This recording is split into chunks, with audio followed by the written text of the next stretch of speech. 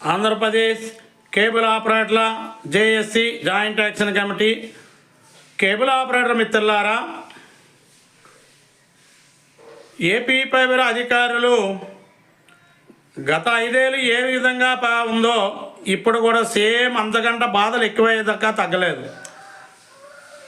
గత YCP government ఉన్నప్పుడు APSFL chairman Gautam Reddy గారు ఏపీ ఫైబర్ సంస్థని అత్యంత స్థాయికి తీసుకెళ్తామని చెప్పి ఎలక్ట్రానిక్ ప్రింట్ మీడియా సంస్థలో చెప్పి 9,50,000 బాక్సులను 5 లక్షలకు తీసుకొచ్చారు. ఏదో ఈ 5 సంవత్సరాలు ఆ ఏపీ ఫైబర్ సంస్థని ఆపరేటర్లుగా కాపాడుకొచ్చాం.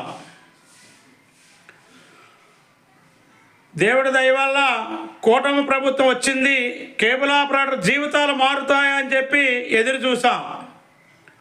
కానీ ఈ కూటమి ప్రభుత్వం వచ్చిన తర్వాత ఎండి మారారు, చైర్మన్ మారారు, ఈడీ గారు మారారు. అదే యాజిటీజిగా ఇప్పుడు వచ్చే చైర్మన్ జీవీ రెడ్డి గారు కూడా ఎలక్ట్రానిక్ ప్రింట్ మీడియా ప్రకటనల వారికే మిగిలాయి. ఈయన వచ్చిన తర్వాత కూడా కేబుల్ ఆపరేటర్లకి బాధలు పోవడం మాటకేం కానీ ఇంకా మరికొంచెం బాధలు పెరిగాయి. యూట్యూబ్ పూర్తిగా రావటం లేదు. ఒకవేళ ఎక్కడైనా అప్డేట్ చేస్తే బాక్సులు పోతున్నాయి. అలాగే రాయలసీమ 5 జిల్లాలు స్టేట్ రింగ్ తెగిపోయి రోజు నానా ఇబ్బందులు పడుతున్నారు. ఆ ఉన్న 5,50,000 కనెక్షన్లు కూడా 2 లక్షలకో 3 లక్షలకో పడిపోయే పరిస్థితి వచ్చింది. అసలు ఏపీఎస్ఎఫ్ఎల్ అధికారులు సూటుగా అడుగుతున్నాం, జేఎస్సీ రాష్ట్ర కమిటీగా, అసలు ఏపీ ఫైబర్ సంస్థని అభివృద్ధి బాటలో తీసుకెళ్తారా, పూర్తిగా క్లోజ్ చేస్తారా? ఎలక్ట్రానిక్ మీడియా ప్రింట్ మీడియా సంస్థల్లో చెప్పవలసిందిగా కోరుతున్నాం.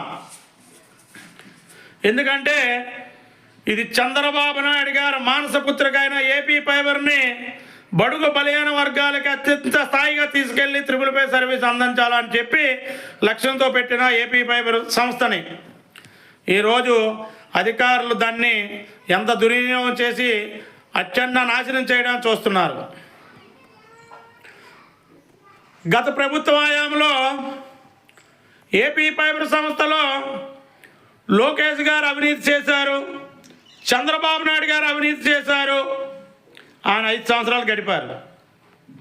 ఇప్పుడుండే కూటమి ప్రభుత్వం వచ్చిన తర్వాత ఇప్పుడుండే ఎండి, చైర్మన్ వీళ్ళు కూడా సేమ్ యాజిటీజ్గా ఏపీ ఫైబర్ సంస్థలో అవినీతులు జరిగాయి,